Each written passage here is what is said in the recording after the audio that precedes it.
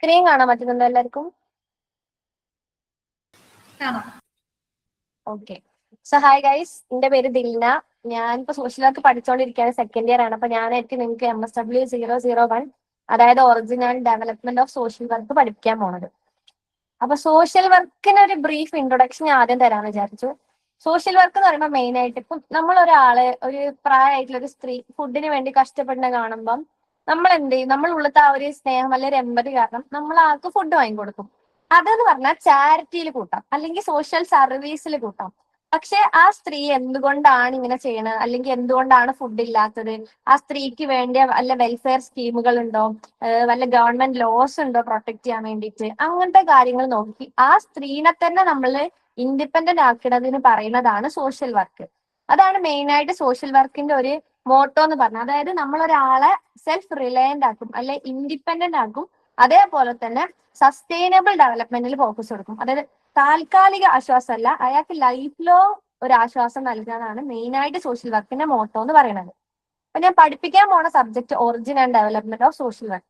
അതായത് ഹിസ്റ്ററിയാണ്, social work എങ്ങനെ വന്നു, അതിനുണ്ടായ റീസൺസ് എന്തൊക്കെയാണ്, അതിന്റെ മെയിൻ കോൺട്രിബ്യൂട്ടേഴ്സ് ആരൊക്കെയാണെന്നുള്ളതൊക്കെയാണ്. അപ്പൊ history of social work in Americas, അമേരിക്കയിലാണ് നമ്മൾ ആദ്യമായിട്ട് ഫോക്കസ് കൊടുക്കാൻ പോണത്. ഇതിൽ സോഷ്യൽ വർക്കിന്റെ ഒരു ഡെഫിനിഷൻ ഉണ്ട്. Social work is a professional service based on scientific knowledge and skill in human relations which helps individual alone or in groups to obtain social and personal satisfaction and independence. അതായത് social work എന്ന് പറയുമ്പോൾ ഒരു professional, ഒരു proper training എടുത്തിട്ടുള്ള ഒരു professional ആക്ടിവിറ്റിയാണ്.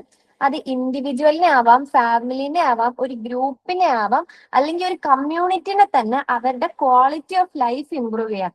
അത് നമ്മൾ അവർക്ക് സൊല്യൂഷൻ പറഞ്ഞു കൊടുക്കല്ല, അവരെ കൊണ്ട് തന്നെ സൊല്യൂഷൻ കണ്ടെത്തിയിട്ട് അവരെ തന്നെ ഇൻഡിപെൻഡന്റ് ആക്കാൻ വേണ്ടിയിട്ട്, അവരുടെ സോഷ്യൽ പ്രോബ്ലങ്ങൾ പരിഹരിക്കാൻ വേണ്ടിയിട്ട്, അവർക്ക് പേഴ്സണൽ സാറ്റിസ്ഫാക്ഷൻ ഉണ്ടാക്കി കൊടുക്കാൻ വേണ്ടിയിട്ടുള്ള ഒരു ഫീൽഡാണ് സോഷ്യൽ വർക്ക് എന്ന് പറഞ്ഞാല്. സോഷ്യൽ വർക്ക് ഇന്നത്തെ കാലത്ത് സോഷ്യൽ വർക്ക് എന്ന് പറയുമ്പോൾ അത് ഒരു സ്ഥലത്ത് മാത്രമല്ല, അതൊരു ഇന്റർനാഷണൽ പ്രോബ്ലം ആയിട്ടുണ്ട്. സോഷ്യൽ വർക്കേഴ്സ് ഫോക്കസ് കൊടുക്കുന്നത് ഇന്റർനാഷണൽ ലെവലിലൂടെയാണ്. ഇപ്പൊ ഗ്ലോബൽ പെർസ്പെക്റ്റീവ് എന്ന് പറയുമ്പോൾ നമ്മുടെ നാട്ടിൽ മാത്രമല്ല പ്രശ്നങ്ങളുള്ളത്, ഗ്ലോബലി നമ്മൾ നേരിടുന്ന ഒരുപാട് വലിയ വലിയ പ്രശ്നങ്ങളുണ്ട്. അതായത് poverty, unemployment, disease, discrimination, migration, ഇങ്ങനത്തെ ഒരുപാട് പ്രശ്നങ്ങളുള്ള സമയത്ത് നമുക്ക് ഏറ്റവും ആവശ്യമുള്ള ഒരു കാര്യം സോഷ്യൽ വർക്കേഴ്സിനെയാണ്. ഇവര് നമ്മുടെ പ്രോബ്ലംസ് അഡ്രസ്സ് ചെയ്ത് അതിന്റെ കോസ് എന്താ, അതിന്റെ റൂട്ട് എന്താന്ന് അഡ്രസ്സ് ചെയ്ത്, അത് ആരൊക്കെ എഫക്ട് ചെയ്യുന്നുണ്ട് എന്ന് അഡ്രസ്സ് ചെയ്തിട്ട് അതിനുള്ള പരിഹാരം കണ്ടെത്തുന്നതാണ് സോഷ്യൽ വർക്ക് എന്ന് പറയുന്നത്. The global perspective of social work refers to understanding and addressing social issues. ഞാൻ പറഞ്ഞ പോലെ സോഷ്യൽ ഇഷ്യൂസിനെ അഡ്രസ് ചെയ്യലും and that affect people across countries, നമ്മുടെ നാട്ടിൽ മാത്രമല്ല across countries and culture. It emphasises human rights, ഇത് ഹ്യൂമൻ റൈറ്റ്സ് എംഫസൈസ് ചെയ്യും, സോഷ്യൽ ജസ്റ്റിസിനെ എംഫസൈസ് ചെയ്യും, ഇക്വാളിറ്റി, അതേപോലെ സസ്റ്റൈനബിൾ ഡെവലപ്മെന്റ്, അതായത് ദീർഘകാലമുള്ള പരിഹാരം, ദീർഘകാലമുള്ള ഡെവലപ്മെന്റിന് വേണ്ടിയിട്ട് ഫോക്കസ് കൊടുക്കും. To improve the wellbeing of individuals, ഓരോ ഇൻഡിവിജ്വൽ, ഗ്രൂപ്പ് അല്ലെ കമ്മ്യൂണിറ്റിന്റെ വെൽബീയിങ് ഇംപ്രൂവ് ചെയ്യാൻ വേണ്ടിയിട്ടാണ് social work. International social work focus ചെയ്യാന്ന് പറയുന്നത് എന്തൊക്കെയാന്ന് വെച്ചാൽ ക്രോസസ് നാഷണൽ ബൗണ്ടറീസ് ക്രോസ് ചെയ്യും, സോഷ്യൽ ജസ്റ്റിസിനെ പ്രൊമോട്ട് ചെയ്യും, അതേപോലെ നമ്മുടെ ഹ്യൂമൻ റൈറ്റ്സിനെ പ്രൊട്ടക്ട് ചെയ്യും. വൾണറബിൾ ആയിട്ടുള്ള പോപ്പുലേഷൻ ആരൊക്കെയാണ്, ഫോർ എക്സാമ്പിൾ സ്ത്രീകള്, കുട്ടികള്, പ്രായമായവർ, ഇങ്ങനത്തെ ആൾക്കാരെയൊക്കെ ഫോക്കസ് കൊടുക്കും. അതേപോലെ നമ്മുടെ കമ്മ്യൂണിറ്റീന് ഡെവലപ്മെന്റിന് വേണ്ടിയിട്ട് എൻകറേജ് ചെയ്യും. ഇതാണ് ഗ്ലോബൽ പെർസ്പെക്റ്റീവ് എന്ന് പറഞ്ഞാൽ, അതായത് നമ്മൾ ഗ്ലോബലി കാണുന്ന പ്രശ്നങ്ങൾ പരിഹരിക്കാൻ വേണ്ടിയിട്ടുള്ള പെർസ്പെക്റ്റീവ്. ഇനി ഡെവലപ്മെന്റൽ പെർസ്പെക്റ്റീവ്. ഡെവലപ്മെന്റ് എന്ന് പറഞ്ഞാൽ തന്നെ എന്താണ്, പണ്ടത്തെ കാലത്ത് സോഷ്യൽ വർക്ക് അല്ലെങ്കിൽ ഒരാളെ സഹായിക്കുന്ന എങ്ങനെ, ഒരു പ്രായ ആളെ നമ്മൾ സഹായിക്കും. ഇന്നത്തെ കാലത്ത് എന്ന് പറയുമ്പോൾ അങ്ങനെയല്ല. അയാൾക്ക് എന്തുകൊണ്ടാണ് ആ പ്രശ്നം, നേരത്തെ പറഞ്ഞ പോലെ എന്തുകൊണ്ടാണ് ആ പ്രശ്നം ഉള്ളത്, ആ പ്രശ്നം എങ്ങനെയൊക്കെ പരിഹരിക്കാം, അതിന് നമ്മൾ ആൾട്ടർനേറ്റീവ് സൊല്യൂഷൻസ് കണ്ടെത്തും. ഒരൊറ്റ സൊല്യൂഷൻ അല്ല, നമ്മൾ കുറെ സൊല്യൂഷൻസ് കണ്ടെത്തിയിട്ട് അതിൽ ബെസ്റ്റ് വൺ ചൂസ് ചെയ്യലാണ്.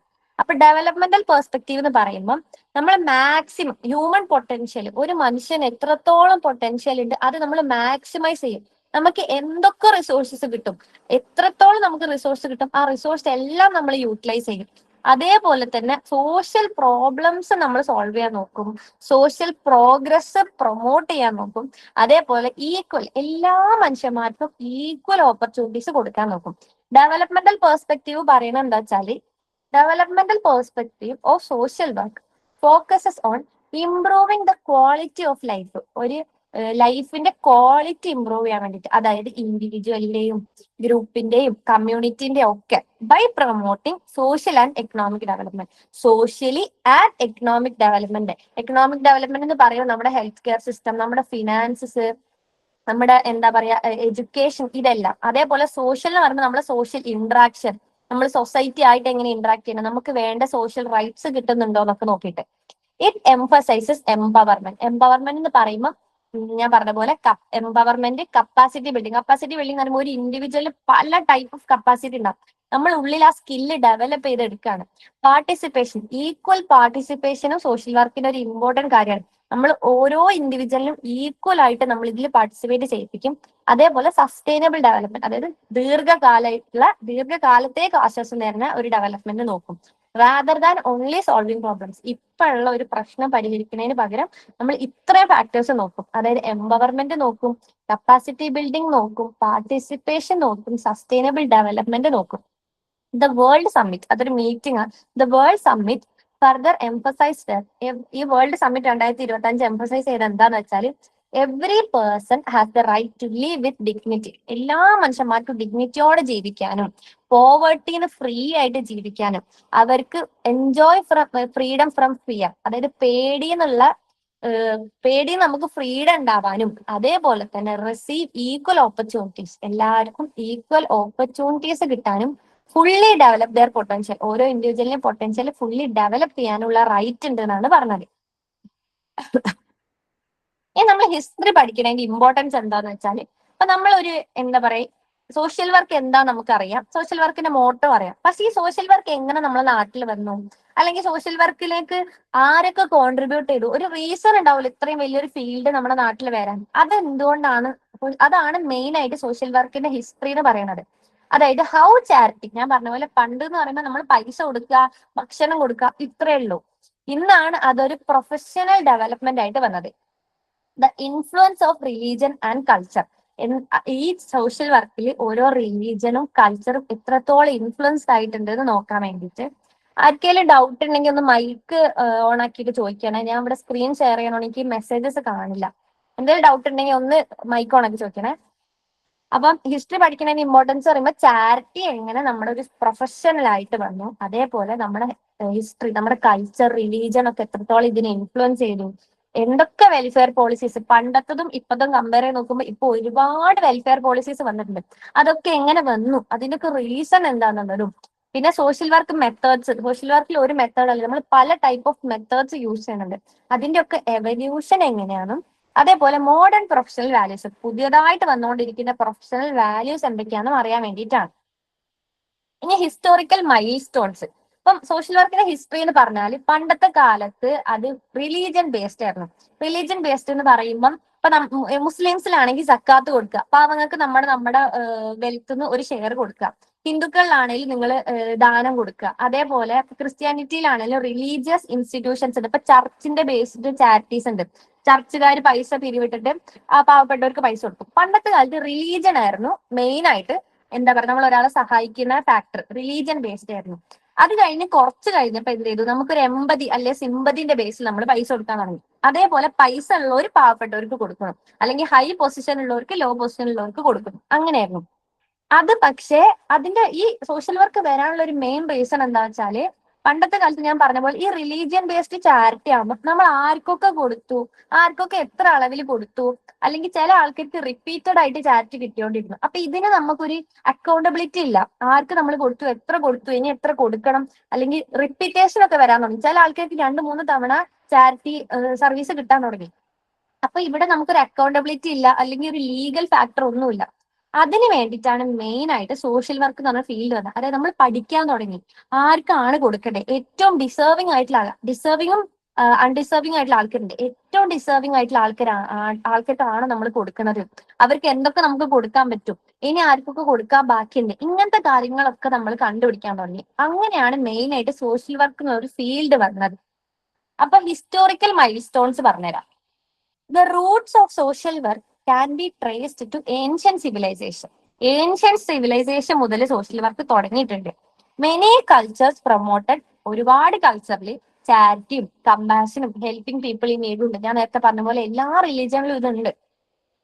ഏർലി ഹിസ്റ്റോറിക്കൽ മൈൽ സ്റ്റോൺസ്, ഇതൊക്കെ ഞാൻ സിമ്പിൾ ആയിട്ടാണ് ഇട്ടത്.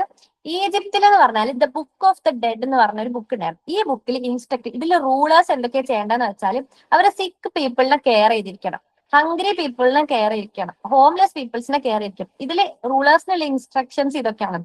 വയ്യാണ്ടിരിക്കുന്ന ആൾക്കാരെ കെയർ ചെയ്യണം, വിശന്നിരിക്കുന്ന ആൾക്കാരെ കെയർ ചെയ്യണം, വീടില്ലാത്ത ആൾക്കാരെ കെയർ ചെയ്യണം. അപ്പം ഇതാണ് ഒരു ഹിസ്റ്റോറിക്കൽ മൈൽ സ്റ്റോൺസ്. ഈജിപ്തിൽ ഈ ബുക്ക് വഴിയാണ് സോഷ്യൽ വർക്കിനുള്ള ഒരു ഇവല്യൂഷൻ വന്നത്. ഇനി Babylon, king Hammurabi introduce the famous code of Hammurabi. King Hammurabi introduce the famous code of Hammurabi. ഇതെന്ന് പറഞ്ഞാല് ഇവർ പറഞ്ഞാൽ people should help each other, മനുഷ്യന്മാർ അങ്ങോട്ടും ഇങ്ങോട്ടും സഹായിച്ചിരിക്കണം. People should protect, justice should protect the weak ആയിട്ടുള്ള ആൾക്കാർ ആരാണ് അവരെ ജസ്റ്റിസ് പ്രൊട്ടക്ട് ചെയ്തിരിക്കണം. അതേപോലെ സൊസൈറ്റിക്ക് ഒരു റെസ്പോൺസിബിലിറ്റി ഉണ്ട്, ആവശ്യമുള്ളവർക്ക് അവരെ ആവശ്യം എന്താണ് അത് നടത്തി കൊടുക്കാനുള്ള റെസ്പോൺസിബിലിറ്റി സൊസൈറ്റിക്ക് ഉണ്ട് എന്ന് പറയുന്നത്. ഇനി ഇസ്രായേൽ എന്താന്ന് വെച്ചാൽ ജൂയിഷ് ആയിട്ടുള്ള ആൾക്കാരായിരിക്കും, ജൂയിഷ് റിലീജൻ ആയിരുന്നു ഇസ്രായേലിൽ ഉള്ളത്. അവര് പറഞ്ഞത് എന്താ വെച്ചാൽ ഹെൽപ്പിംഗ് പുവർ ആയിട്ടുള്ള ആൾക്കാരെ ഹെൽപ്പ് ചെയ്തിരിക്കണം. അതായത് വൾണറബിൾ ആയിട്ടുള്ള ആൾക്കാരാണിത്, പുവർ ആയിട്ടുള്ളവരെ ഹെൽപ്പ് ചെയ്യണം. എൽഡർലി, പ്രായമായിട്ടുള്ള ആൾക്ക് നമ്മൾ ഹെൽപ്പ് ചെയ്യണം. വിഡോസ്, അതായത് ഭർത്താക്കന്മാർ മരിച്ചവരെ നമ്മൾ ഹെൽപ്പ് ചെയ്തിരിക്കണം. ഓർഫൻസ്, അനാഥരെ ഹെൽപ്പ് ചെയ്തിരിക്കണം. ഡിസഡ്വാൻറ്റേജഡ് ആയിട്ടുള്ള ആൾക്കാരെ നമ്മൾ ഹെൽപ്പ് ചെയ്തിരിക്കണം. അവിടെ എന്ന് പറഞ്ഞാല് ജൂയിഷ് റിലീജനിൽ ഈ ഹെൽപ്പിംഗ് ആണ് അതിന്റെ റിലീജന്റെ മെയിൻ ഡ്യൂട്ടി. അന്ന് അവര് റീജിയൻ ബേസിലാണ് ഹെൽപ്പ് ചെയ്ത് കൊടുക്കാൻ തുടങ്ങിയത്. നമ്മുടെ ഇന്ത്യയിലാണെങ്കിൽ ലോർഡ് ബുദ്ധ പഠിപ്പിച്ചത് എന്താ? കമ്പാഷൻ വേണം, കൈൻഡ്നെസ് വേണം, നമ്മൾ ചാരിറ്റി ചെയ്തുകൊണ്ടിരിക്കണം, ഹ്യൂമാനിറ്റിനോട് നമുക്ക് ലവ് വേണം. ഇത്രയും മെയിൻ കാര്യങ്ങളാണ് ഇന്ത്യയിലെ സോഷ്യൽ വർക്ക് വരാനുള്ള ഒരു റീസൺ. ഇനി ഗ്രീസിലാണെങ്കിൽ ഐഡിയ ഓഫ് ഫിലാന്ത്രോപ്പി എന്ന് പറയുമ്പോൾ കമ്പാഷൻ, ഹ്യൂമാനിറ്റി എന്നൊക്കെ വരും. അതായത് love of humanity through helping others. നമുക്ക് ഒരാളോട് സ്നേഹം ഉണ്ടെങ്കിൽ നമ്മളത് പ്രകടിപ്പിക്കാൻ അയാൾക്ക് ഹെൽപ്പ് ചെയ്തിട്ടാണ് ഫിലാന്ത്രോപ്പിയിൽ പറയുന്നത്. Citizens donated money for public welfare, മനുഷ്യന്മാര് പബ്ലിക് വെൽഫെയറിന് വേണ്ടി പൈസ കൊടുത്തു. അതായത് നമുക്ക് ഒരാളുടെ സ്നേഹം കാണിക്കണം, നമ്മൾ അയാൾക്ക് പൈസ അല്ല, നമുക്ക് അയാൾക്ക് വേണ്ട ഹെൽപ്പ് കൊടുക്കണം എന്നാണ് ഇതിൽ പറയുന്നത്. ഇനി ചൈനയിൽ എന്താന്ന് വെച്ചാല് Confucius introduce the idea of Jen എന്ന് പറയുമ്പം humanity, kindness, helping others, social responsibility. ഒരാളെ സഹായിക്കുക എന്ന് പറയുമ്പോൾ നമ്മൾക്ക് ഹ്യൂമാനിറ്റി കാരണമാവാം, നമ്മുടെ കൈൻഡ്നെസ് കൊണ്ടാവാം, അല്ലെങ്കിൽ ബാക്കിയുള്ളവരെ സഹായിക്കണം എന്നുള്ളത് കൊണ്ടാവാം, അല്ലെങ്കിൽ നമ്മുടെ സോഷ്യൽ റെസ്പോൺസിബിലിറ്റി ആയിരിക്കണം എന്നുള്ളത് കൊണ്ടാവാം. ഇന്ത്യയിൽ തന്നെ വേറൊന്ന് എംപറർ അശോക രാജാവ് എന്തൊക്കെ ചെയ്തെന്ന് വെച്ചാൽ ഹോസ്പിറ്റൽസ് ഉണ്ടാക്കാൻ തുടങ്ങി നമ്മുടെ നാട്ടിൽ. ഷെൽട്ടേഴ്സ്, അതായത് വീടില്ലാത്ത അങ്ങനെ അണ്ടർ ഡെവലപ്ഡ് ആയിട്ടുള്ള ആൾക്കാർക്ക് വേണ്ടിയിട്ടുള്ള ഷെൽട്ടേഴ്സ് ഉണ്ടാക്കി കൊടുക്കാൻ തുടങ്ങി. ഹ്യൂമൻസിനെ ആനിമൽസിനെ ഒരേപോലെ പ്രൊട്ടക്ട് ചെയ്യാൻ തുടങ്ങി. പ്രൊമോട്ടഡ് കമ്പാഷൻ ആൻഡ് പബ്ലിക് വെൽഫെയറും കമ്പാഷനും പ്രൊമോട്ട് ചെയ്തു. ഇനി റോമിലെന്ന് പറഞ്ഞാല് ദ വെൽത്തി, റോമിലാണ് മെയിൻ ആയിട്ട് പൈസ ഉള്ളവർ പൈസ ഇല്ലാത്തവർ ഡിഫറൻസ് വരുന്നത്. അതായത് വെൽത്ത് ഉള്ള ആൾക്കാർ, പൈസ ഉള്ള ആൾക്കാര് പൂർ ആയിട്ടുള്ള ആൾക്കാർക്ക് ഫ്രീ ആയിട്ട് ഫുഡ് കൊടുക്കാൻ തുടങ്ങി. അതായത് പൈസ ഇല്ലാണ്ട് ഫുഡ് കൊടുക്കാൻ തുടങ്ങി, ധാന്യങ്ങൾ കൊടുക്കാൻ തുടങ്ങി. ഇതാണ് main form of public welfare. അവര് മെയിൻ ആയിട്ട് ഫോക്കസ് ചെയ്ത പൈസ ഉള്ളവർ. The wealthy provided free grain, low cost food. ക്രിസ്ത്യാനിറ്റിയിൽ ഞാൻ പറഞ്ഞ പോലെ ക്രിസ്ത്യാനിറ്റി മതത്തിൽ നമ്മൾ പഠിപ്പിച്ച കാര്യങ്ങളുണ്ട്. ചാരിറ്റി കൊടുക്കുക, കരുണ കാണിക്കുക, ബാക്കിയുള്ളവർക്ക് പാവപ്പെട്ടവരെ സഹായിക്കുക, അസുഖമുള്ളവരെ സഹായിക്കുക. ഇത് ക്രിസ്ത്യാനിറ്റിയിൽ പഠിപ്പിച്ചിട്ടുണ്ട്. Churches become major welfare providers. ഞാൻ നേരത്തെ പറഞ്ഞ പോലെ ചർച്ചിലുള്ള ഒരു ഗ്രൂപ്പ് ഉണ്ടാവും, അവർ ചാരിറ്റി ഫോക്കസ് കൊടുത്തിട്ട് ചർച്ചുകാരെ കൊണ്ട്, അതായത് ക്രിസ്ത്യൻസിനെ കൊണ്ട് പിരിവ് നടത്തിയിട്ട് പാവപ്പെട്ടവർക്ക് പൈസയും കാര്യങ്ങളും കൊടുത്തു. ഇന്ത്യയിലുള്ള മറ്റൊന്നാണ് ഹോസ്പിറ്റൽസ് ആൻഡ് ഷെൽട്ടേഴ്സ്. അതായത് നമ്മുടെ നാട്ടിൽ ഹോസ്പിറ്റൽസ്, ഷെൽട്ടേഴ്സ് വരാൻ തുടങ്ങി.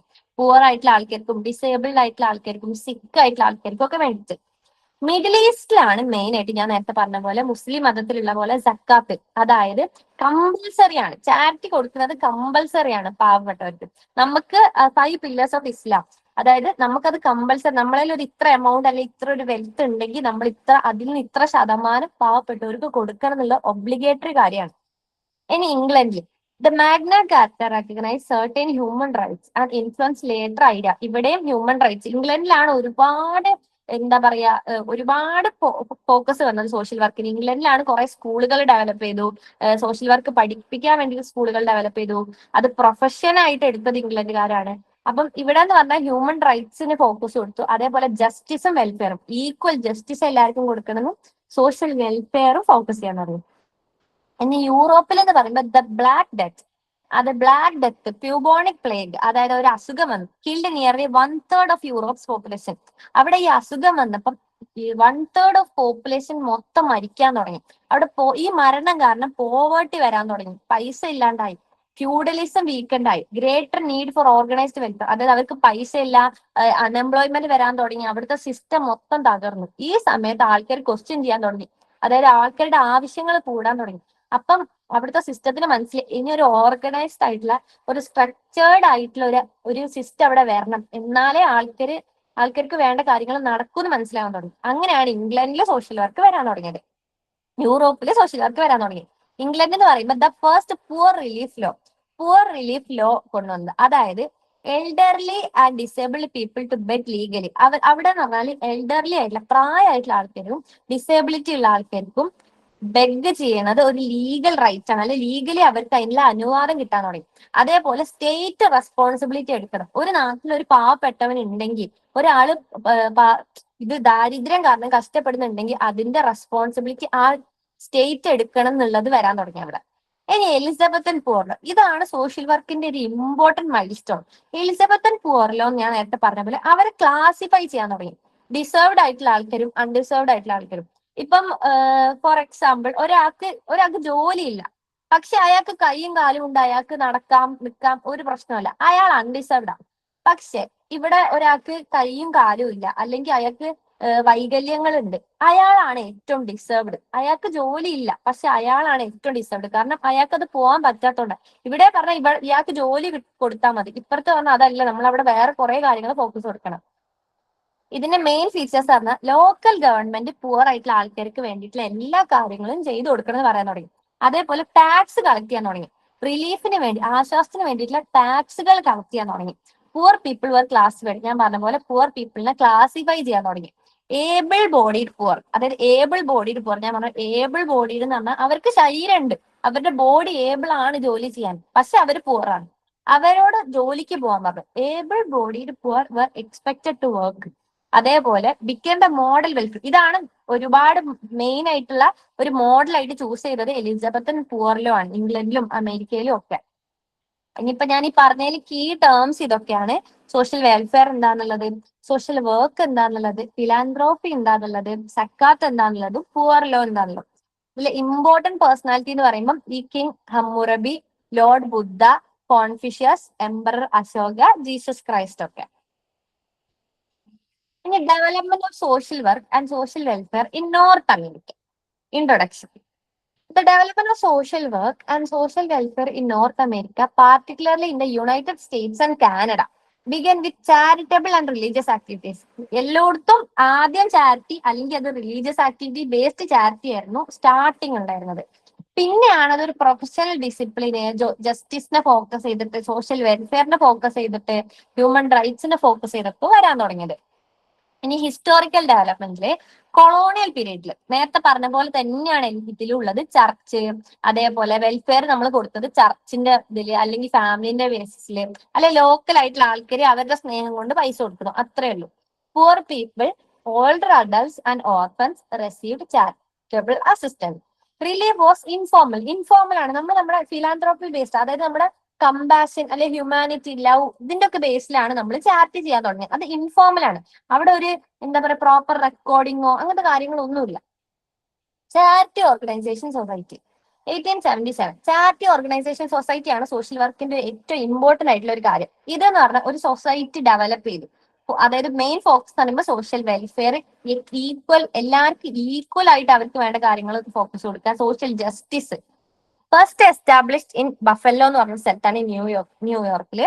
അവിടെ എന്ന് വെച്ചാൽ സയന്റിഫിക് ചാരിറ്റി, നമ്മൾ സയന്റിഫിക് ആയിട്ട് പഠിക്കും ആർക്കൊക്കെയാണ് പ്രശ്നങ്ങൾ ഉള്ളത്, ആർക്കൊക്കെയാണ് ആവശ്യങ്ങൾ ഉള്ളത്, അവരുടെ ആവശ്യങ്ങൾ എന്തൊക്കെയാണ്, അതിന് നമുക്ക് എന്തൊക്കെ ചെയ്തു കൊടുക്കാം, ഇപ്പൊ ഒരു കാര്യം ചെയ്തു കൊടുത്താൽ അത് എത്രത്തോളം കാലത്തേക്ക് അവർക്ക് ഉപയോഗിക്കാൻ പറ്റും, ഇങ്ങനത്തെ കാര്യങ്ങളൊക്കെ പഠിക്കാൻ വേണ്ടിയിട്ടാണ് ഈ സൊസൈറ്റി തുടങ്ങിയത്.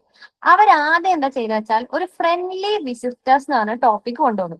ഫ്രണ്ട്ലി വിസിറ്റേഴ്സ് എന്ന് പറഞ്ഞാൽ ഇപ്പൊ ഒരു സ്ഥലത്ത് ഒരു പാവപ്പെട്ടവരുണ്ട്, അവിടെ കുറച്ച് ആൾക്കാർ പോയി നിൽക്കും, അവിടെ പോയി നിന്നിട്ട് അവരോട് സംസാരിച്ച് അവരെ പ്രശ്നങ്ങളൊക്കെ മനസ്സിലാക്കിയിട്ട് വരും. അത് എന്നിട്ട് എന്ത് ചെയ്യും, അവരാണ് പിന്നെ പ്രൊഫഷണൽ സോഷ്യൽ വർക്കേഴ്സ് ആവുക. അതായത് ഇവർ നേരിട്ട് പോയി ഫ്രണ്ട്ലി ആയിട്ടുള്ള ഒരു വിസിറ്ററിനെ പോലെ ഇവർ അവിടെ പോയിട്ട് ഇതിനെ പറ്റിയൊക്കെ പഠിച്ച് നേരിട്ട് പഠിച്ചു വരും. അതാണ് ഫ്രണ്ട്ലി വിസിറ്റേഴ്സ് എന്ന് പറഞ്ഞാൽ. പിന്നെ അവരത് പ്രൊഫഷണൽ സോഷ്യൽ വർക്കേഴ്സ് ആയിട്ട് മാറും. ഇതാണ് social case work. Social case work എന്ന് പറഞ്ഞാല് സോഷ്യൽ വർക്കിന്റെ ഒരു മെത്തേഡാണ്. ഞാൻ പറഞ്ഞ പോലെ നമുക്ക് കുറെ മെത്തേഡ്സ് ഉണ്ട് സോഷ്യൽ വർക്കിൽ. അതിൽ സോഷ്യൽ കേസ് വർക്ക് എന്ന് പറഞ്ഞാൽ നമ്മൾ ഒരു കേസ് എടുക്കുക, അല്ലെങ്കിൽ ഒരു ഇൻഡിവിജ്വലിന്റെ മെയിൻ പ്രശ്നങ്ങൾ എന്തൊക്കെയാണ്, അതിന്റെ കോസും ഫാക്ടറും റൂട്ട് കോസും എഫക്റ്റും എല്ലാം നമ്മൾ പഠിച്ചിട്ട് ആ ഇൻഡിവിജ്വലിനെ ബെറ്റർ ആക്കാൻ നോക്കും. അതേപോലെ സോഷ്യൽ ഗ്രൂപ്പ് വർക്ക് ഉണ്ട്. അത് ഗ്രൂപ്പിൽ ഒരു മനുഷ്യൻ നിൽക്കുമ്പോൾ അല്ലെങ്കിൽ ഒരു ഗ്രൂപ്പ് ഓഫ് പീപ്പിളിന്റെ വെൽഫെയറിന് വേണ്ടിയിട്ട്. സോഷ്യൽ കേസ് വർക്ക് എന്ന് പറഞ്ഞാൽ മെയിൻ ആയിട്ട് ഒരൊറ്റ ഇൻഡിവിജ്വലിന്റെ വെൽഫെയറിന് വേണ്ടിയിട്ടാണ്. അതാണ് ചാരിറ്റി ഓർഗനൈസേഷൻ സൊസൈറ്റി. ഇനി സെറ്റിൽമെന്റ് ഹൗസസ്. ഇപ്പൊ നമ്മുടെ നാട്ടില് പുറത്തുനിന്ന് ആൾക്കാർ വരുന്നുണ്ട്. ഇപ്പൊ ബംഗാളികൾ വരുന്നുണ്ട്, ആസാമിന്ന് ആൾക്കാർ വരുന്നുണ്ട്. ഇവർ നമ്മുടെ നാട്ടിൽ വരുമ്പോൾ ഇവർ ഫേസ് ചെയ്യുന്ന കുറെ പ്രശ്നങ്ങളുണ്ട്. അതായത് ലാംഗ്വേജ് ബാരിയേഴ്സ് ഉണ്ടാവും, പിന്നെ എന്താണ് ആൾക്കാരുടെ ഡിസ്ക്രിമിനേഷൻ ഉണ്ടാവും, ഇവർക്ക് എവിടെ താമസിക്കണം എന്ന് അറിയില്ല, അങ്ങനത്തെ കുറെ പ്രശ്നങ്ങളുണ്ടാവും.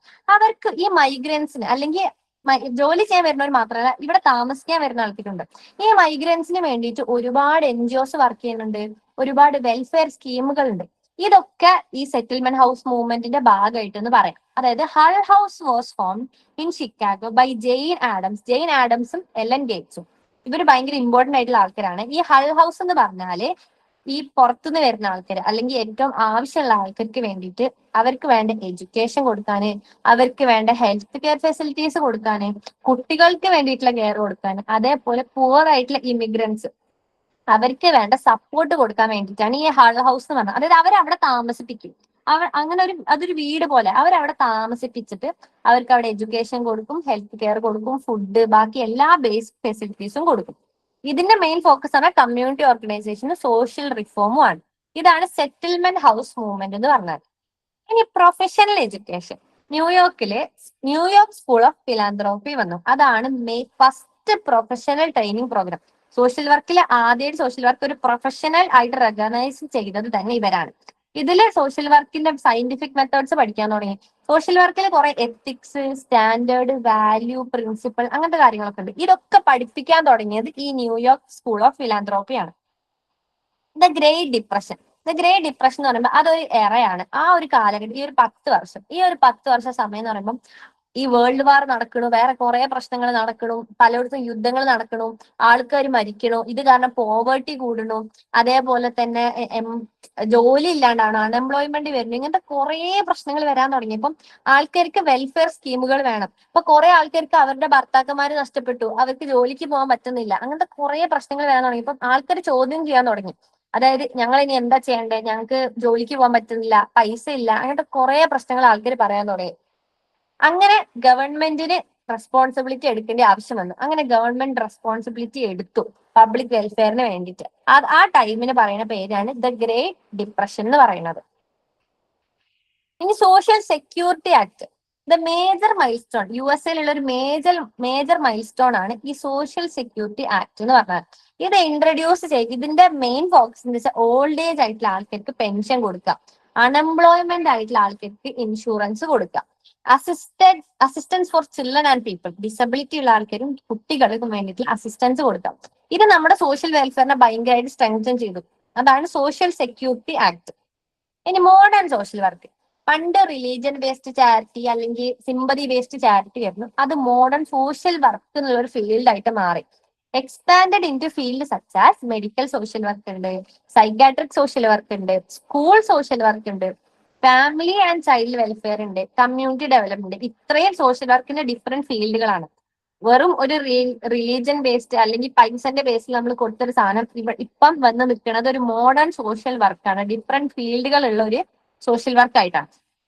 അവിടെ എന്ന് പറയുമ്പോൾ human rights, social justice, diversity, empowerment, evidence based practice. അതായത് എവിഡൻസ് വേണം. ഒരാൾക്കൊരു സഹായം കൊടുക്കുന്നുണ്ടെങ്കിൽ അതിന്റെ റീസൺ എന്താണെന്നും നമ്മൾ എന്ത് സഹായം കൊടുക്കുന്നുള്ളതെന്നുള്ളതും അതിന് എവിഡൻസ് ബേസ്ഡ് പ്രാക്ടീസ് ആയിട്ട് മാറും. ഇത്രയാണ് നോർത്ത് അമേരിക്കയിലുള്ള സോഷ്യൽ വർക്കിന്റെ ഡെവലപ്മെന്റ്. അതിന്റെ ക്യാരക്ടറിസ്റ്റിക്സ് എന്ന് പറയുമ്പോൾ ഗവൺമെന്റ് ഒരുപാട് പ്രോഗ്രാംസ് കൊണ്ടുവന്നു സോഷ്യൽ വെൽഫെയറിന് വേണ്ടിയിട്ട്. പ്രൊഫഷണൽ സോഷ്യൽ വർക്ക് ഒരു ലൈസൻസ് കിട്ടാൻ തുടങ്ങി. അതൊരു പ്രൊഫഷണൽ ഫീൽഡ് ആണെന്നുള്ള ലൈസൻസ് കിട്ടി. ഹ്യൂമൻ റൈറ്റ്സും ഇക്വാലിറ്റിനെയും ഫോക്കസ് ചെയ്യാൻ തുടങ്ങി. പിന്നെ ഗവൺമെന്റും വോളണ്ടറി ഓർഗനൈസേഷൻ, അതായത് ഞാൻ നേരത്തെ പറഞ്ഞ പോലെ ഈ ചാരിറ്റി ഓർഗനൈസേഷൻസും ഗവൺമെന്റും കൂടി കൊളാബറേറ്റ് ചെയ്ത് ഒരുമിച്ച് നിന്ന് സഹായങ്ങൾ കൊടുക്കാൻ തുടങ്ങി. പിന്നെ community participation and advocacy, community നമ്മൾ പാർട്ടിസിപ്പേറ്റ് ചെയ്യിപ്പിക്കാൻ തുടങ്ങി. ഓരോ മെമ്പേഴ്സും നമ്മൾ ആക്റ്റീവായിട്ട് ഇൻവോൾവ് ചെയ്യിപ്പിക്കാൻ തുടങ്ങി. അഡ്വക്കസി, അവർക്ക് വേണ്ട ലീഗൽ ഹെൽപ്പുകൾ നമ്മൾ കൊടുക്കാൻ തുടങ്ങി. അപ്പൊ ഇതാണ് ഇതിന്റെ കൺക്ലൂഷൻ. ഇനി എക്സാമിന് വരുമ്പോൾ ഞാൻ ഈ പറഞ്ഞ ഡേറ്റുകളും പിന്നെ ഈ മെയിൻ ഇമ്പോർട്ടന്റ് ഇയേഴ്സും ഈ എഴുതിയ, അതായത് charity organisation society, house, professional social work training വന്നത്, സോഷ്യൽ സെക്യൂരിറ്റി ആക്ടുകൾ, ഇതൊക്കെ മെയിൻ ആയിട്ട് നോക്കിയാൽ മതി. ഇനി കാനഡയിൽ development of social work and social welfare in Canada. കാനഡയിലും ഇതേപോലെ USA പോലെ തന്നെ ഒരുപാട് സിസ്റ്റംസ് വന്നു. പക്ഷെ ഇവിടെ എന്ന് പറയുമ്പോൾ കുറച്ചുകൂടി ഗവൺമെന്റ് സപ്പോർട്ട് ചെയ്ത് സിസ്റ്റം വരാൻ തുടങ്ങി. ഗവൺമെന്റിന്റെ ഭയങ്കര സപ്പോർട്ട് കാനഡക്കാർക്ക് കിട്ടാൻ തുടങ്ങി. Canadian social welfare is based on social justice, equality and public responsibility. ഇവിടെ പബ്ലിക്കിനെ ഇൻവോൾവ് ചെയ്യിപ്പിക്കാൻ തുടങ്ങി. ഇനി മേജർ ഡെവലപ്മെന്റ് എന്ന് പറഞ്ഞാല് കോൺഫെഡറേഷന്റെ മുമ്പ് എന്ന് പറഞ്ഞാൽ, കോൺഫെഡറേഷൻ എന്ന് പറഞ്ഞാൽ ഒരുപാട് ആൾക്കാരല്ലേ, ഒരുപാട് ഇൻസ്റ്റിറ്റ്യൂഷൻ എല്ലാം കൂടി ഒരുമിച്ച് വരുന്നതാണ്. അതിന് മുമ്പ് എങ്ങനെയായിരുന്നു വെച്ചാല് welfare was provide by churches. ഞാൻ നേരത്തെ പഠിച്ച പോലെ തന്നെ ചർച്ചസ് അല്ലെ പ്രൈവറ്റ് ചാരിറ്റി ഒക്കെ ആണ് നമ്മൾ ആൾക്കാർക്ക് വെൽഫെയർ കൊടുക്കാൻ തുടങ്ങിയത്. English poor law influenced Maritime provinces. English poor law ഒരുപാട് ഇൻഫ്ലുവൻസ് ചെയ്യാൻ തുടങ്ങി. Upper Canada emphasise individual and family responsibility. ഒരു ഇൻഡിവിജ്വലിന് വെൽഫെയറിനുള്ള റെസ്പോൺസിബിലിറ്റി എന്താ, ഒരു ഫാമിലിക്കുള്ള റെസ്പോൺസിബിലിറ്റി എന്താന്നൊക്കെയുള്ളത് ഫോക്കസ് കൊടുക്കാൻ തുടങ്ങി. കോൺഫെഡറേഷന്റെ സമയത്ത് കാനഡ ഒരു നേഷൻ ആയിട്ട് മാറി. ഇപ്പം ഗവൺമെന്റ് റെസ്പോൺസിബിലിറ്റി എടുത്തു. ഈ ഒരു ടൈം ആയപ്പോഴത്തേക്കും ഗവൺമെന്റ് റെസ്പോൺസിബിലിറ്റി എടുത്തു. ഞങ്ങളെ നാട്ടിലുള്ള ആൾക്കാരെ ഞങ്ങൾ സഹായിക്കണം, ഞങ്ങൾക്ക് അതിന്റെ അവകാശം ഉണ്ടല്ലോ, അധികാരമുണ്ട്, ഞങ്ങളുടെ ഉത്തരവാദിത്തമാണുള്ളത് അവര് എടുത്തു. Industrial revolution. ഇൻഡസ്ട്രിയൽ റവല്യൂഷൻ എന്ന് പറയുമ്പോൾ അർബണൈസേഷൻ ഭയങ്കരമായിട്ട് കൂടാൻ തുടങ്ങി. മെയിൻ നമ്മുടെ എന്താ പറയാ സാധാരണ ഉള്ള സെക്ടേഴ്സ് എല്ലാം മാറി, എല്ലാം അഗ്രികൾച്ചർ സെക്ടേഴ്സും എല്ലാം മാറി, ഇൻഡസ്ട്രീസ് ഒരുപാട് വരാൻ തുടങ്ങി. ടെക്നോളജിക്കൽ ഡെവലപ്മെന്റ് അഡ്വാൻസ്ഡ് ആയി, ഭയങ്കര മോഡേണൈസേഷൻ വന്നു. ഈ സമയത്ത് ഉണ്ടായിരുന്ന മെയിൻ പ്രശ്നം എന്താ വെച്ചാൽ അൺഎംപ്ലോയ്മെന്റ് കൂടി. അത്ര എഡ്യൂക്കേഷൻ സിസ്റ്റം അവിടെ ഇല്ല. അതേപോലെ തന്നെ പോവേർട്ടിയും ഭയങ്കരമായിട്ട് കൂടാൻ തുടങ്ങി. Change the belief that individuals alone. ഈ ഒരു ടൈം ആകുന്നുണ്ടല്ലോ, ഇൻഡിവിജ്വൽസ് മാത്രമാണ് വെൽഫെയറിന് റെസ്പോൺസിബിൾ ആയിട്ടുള്ള ആൾക്കാരെന്നുള്ള ബിലീഫ് മൊത്തത്തിൽ മാറിയിട്ട് ഓരോ ഇൻഡിവിജ്വലിനും റെസ്പോൺസിബിലിറ്റി ഉണ്ട്, അതേപോലെ ഗവൺമെന്റിനും റെസ്പോൺസിബിലിറ്റി ഉണ്ട് എന്ന് വന്നു. അതേപോലെ ഡിമാൻഡ് ഫോർ ഗവൺമെന്റ് ഇന്റർവെൻഷൻ. ഒരു വെൽഫെയർ സ്കീമിൽ അല്ലെങ്കിൽ ഒരു ഹെൽപ്പ് കൊടുക്കാൻ വേണ്ടിയിട്ട് ഗവൺമെന്റ് ഈക്വലി റെസ്പോൺസിബിൾ ആണെന്നുള്ളത് വരാൻ തുടങ്ങി. Growth of state welfare. State welfare എന്ന് പറയുമ്പോൾ സ്റ്റേറ്റ്, അതായത് ഗവൺമെന്റിന്റെ റെസ്പോൺസിബിലിറ്റി ഉണ്ട്. ഗവൺമെന്റ് ആക്ഷൻസ് എടുക്കാൻ തുടങ്ങി. പോവർട്ടിക്കും അൺഎംപ്ലോയ്മെന്റിനും ലേബർ പ്രോബ്ലംസിനും ഒക്കെ എതിരായിട്ടുള്ള ആക്ഷൻസ് ഗവൺമെന്റ് എടുക്കാൻ തുടങ്ങി. ഈ ടൈം ആയപ്പോഴേക്കും അവിടെ പ്രൊഫഷണൽ സോഷ്യൽ വർക്ക് എന്നുള്ള ഫീൽഡ് വരാൻ തുടങ്ങി. കാരണം ആദ്യം അത് ചാരിറ്റി ബേസ്ഡ് ആയിരുന്നു. പിന്നെ ഗവൺമെന്റ് ഇൻവോൾവ് ചെയ്യുമ്പോൾ ഗവൺമെന്റിന് വെറുതെ പൈസ കൊടുക്കാൻ പറ്റില്ല. സാധാരണ മനുഷ്യന്മാർ വെറുതെ കൊടുക്കണ പോലെ ഗവൺമെന്റിന് കൊടുക്കാൻ പറ്റില്ല. ഗവൺമെന്റിന് അത് പഠിക്കണം, അതിന്റെ കോസ് എന്താ, എഫക്ട് എന്താ, ആർക്കൊക്കെ കൊടുക്കണം, ആർക്കൊക്കെ കൊടുത്തു കഴിഞ്ഞു, ഇനി ആരൊക്കെ ബാക്കി ഉണ്ടെന്ന് ഗവൺമെന്റിന് പഠിക്കണമെങ്കിൽ അവിടെ ഒരു പ്രൊഫഷണൽ ഫീൽഡ് തന്നെ വരണമെന്ന് മനസ്സിലായപ്പോൾ പ്രൊഫഷണൽ സോഷ്യൽ വർക്ക് എന്നുള്ള ഫീൽഡ് വരാൻ തുടങ്ങി. അവിടെ ഇതേപോലെ ഒരുപാട് ഇൻസ്റ്റിറ്റ്യൂഷൻ, സ്കൂളുകളൊക്കെ സോഷ്യൽ വർക്ക് പഠിപ്പിക്കാൻ തുടങ്ങി. അതാണ് കാനഡയിലുള്ള സോഷ്യൽ വർക്ക്. അവിടെ Canadian association of social workers തുടങ്ങിയിട്ടോ. അതൊരു മെയിൻ ഇമ്പോർട്ടന്റ് കാര്യമാണ്. കനേഡിയൻ അസോസിയേഷൻ ഓഫ്, ഇപ്പൊ നമ്മളെ നാട്ടിലുണ്ട്, കേരളത്തിലും അതേപോലെ സോഷ്യൽ വർക്കേഴ്സിന് അസോസിയേഷൻ ഉണ്ട്. അതേപോലെ കാനേഡിയൻ അസോസിയേഷൻ ഓഫ് സോഷ്യൽ വർക്കേഴ്സും തുടങ്ങി. അതാണ് important mile stones, Canadian social വർക്കിന് ഇമ്പോർട്ടന്റ് കാര്യങ്ങൾ.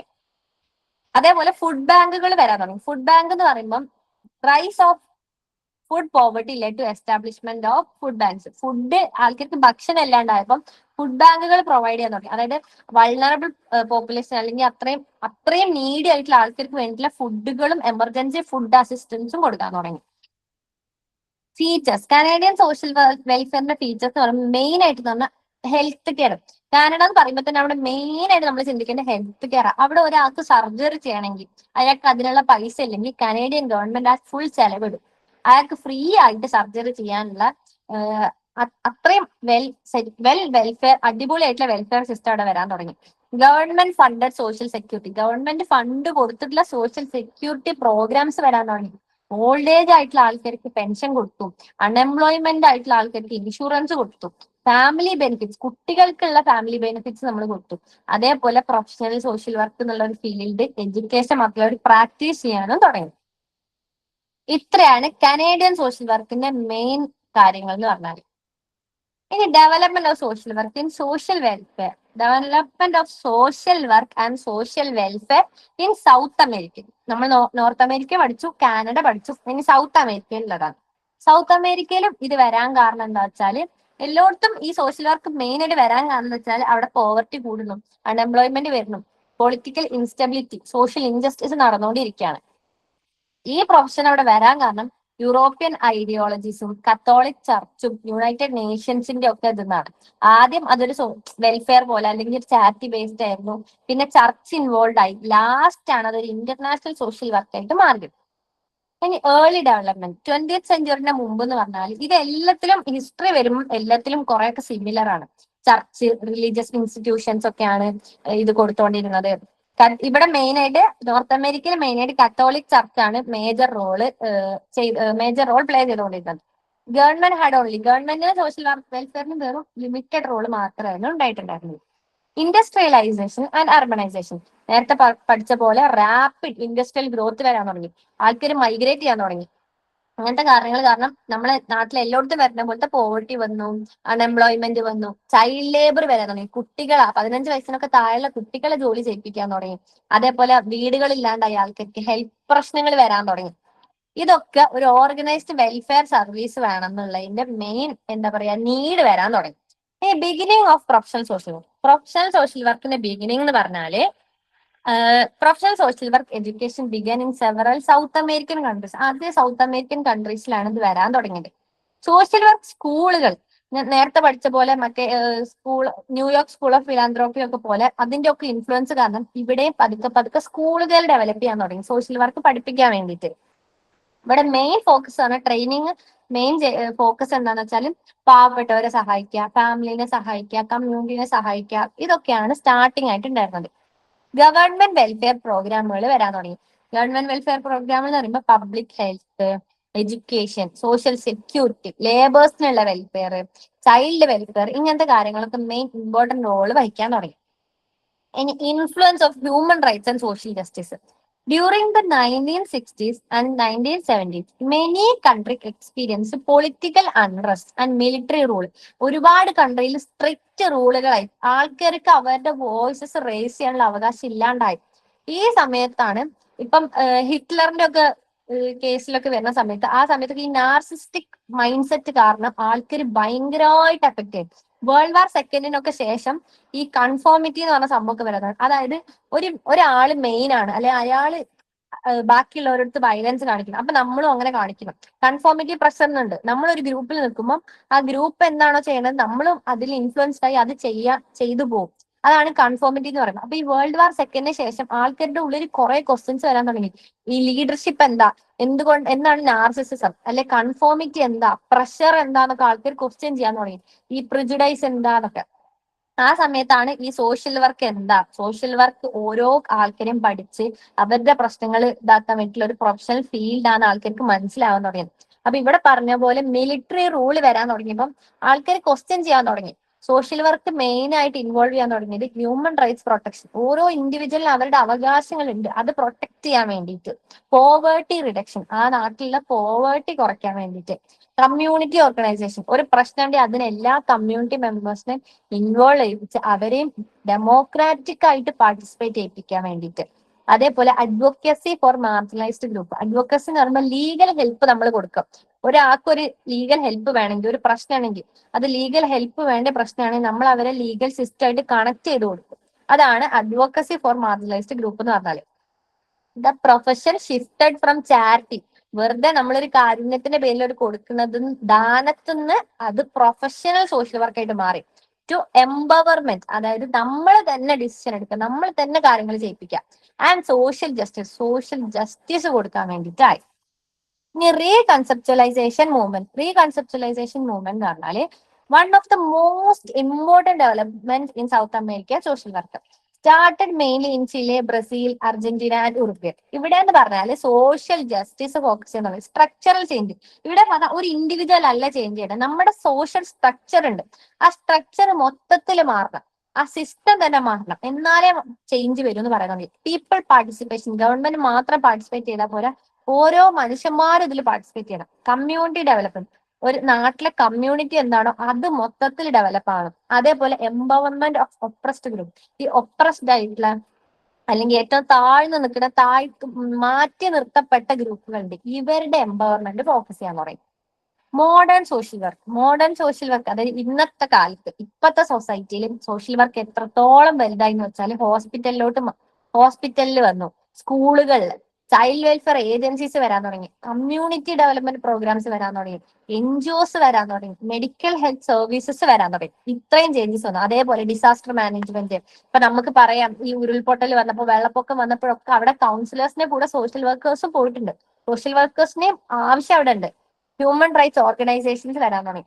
ഇവര് മെയിൻ ഫോക്കസ് ചെയ്യണം എന്താ വെച്ചാല് പോവർട്ടി കുറയ്ക്കുക, ഹ്യൂമൻ റൈറ്റ്സ് എംഫസൈസ് ചെയ്യുക, ജെൻഡർ ഇക്വാളിറ്റി പ്രൊമോട്ട് ചെയ്യുക, ഇൻഡിജിനസ് പീപ്പിൾസിന്റെ റൈറ്റ്സിന് വേണ്ടിയിട്ട് പൊരുതുക, എൻവയോൺമെന്റൽ ജസ്റ്റിസ് ഫോക്കസ് കൊടുക്കുക, അതേപോലെ സസ്റ്റൈനബിൾ ഡെവലപ്മെന്റിന് വേണ്ടിയിട്ട് പൊരുതുക.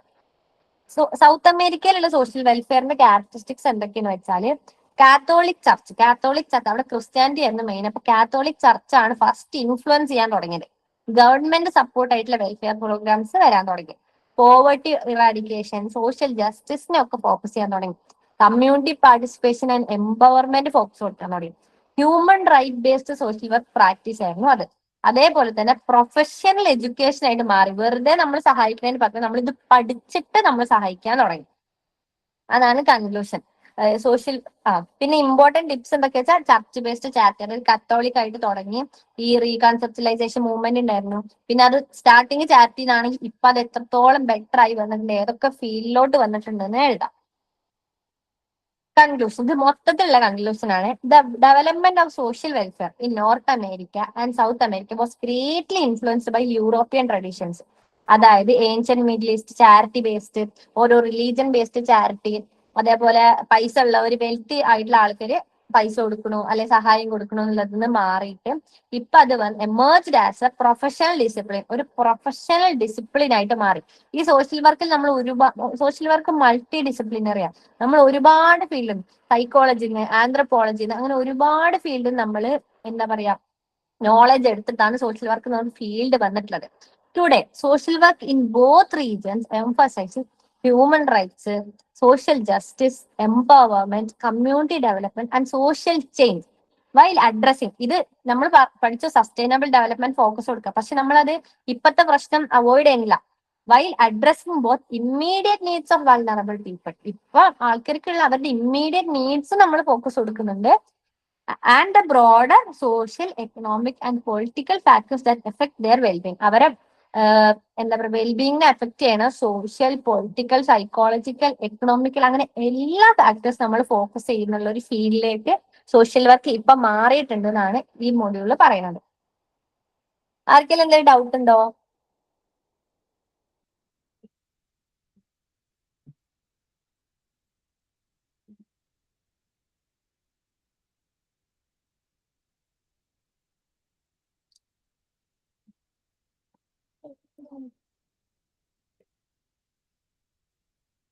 മിസ്സേ ഓക്കെ അല്ലേ? ഓക്കെ ആണ്. ആർക്കെങ്കിലും ഡൗട്ട് ഉണ്ടോ? ഡൗട്ട് ഉണ്ടെങ്കിൽ ചോദിക്കണേ. എന്തെങ്കിലും സജഷൻസോ ഡൗട്ടോ ആർക്കെങ്കിലും ഉണ്ടോ? ഇല്ല തോന്നുന്നുണ്ട് ദിലോ. നമുക്ക് എന്തായാലും വൈൻഡപ്പ് ചെയ്യാം. ക്ലാസ് എന്തായാലും ഞാൻ ആപ്പിലേക്ക് ഇട്ട് തരാം കേട്ടോ. റിപ്പീറ്റ് ചെയ്ത് കാണണമെന്നുണ്ടെങ്കിൽ കണ്ടോളൂ.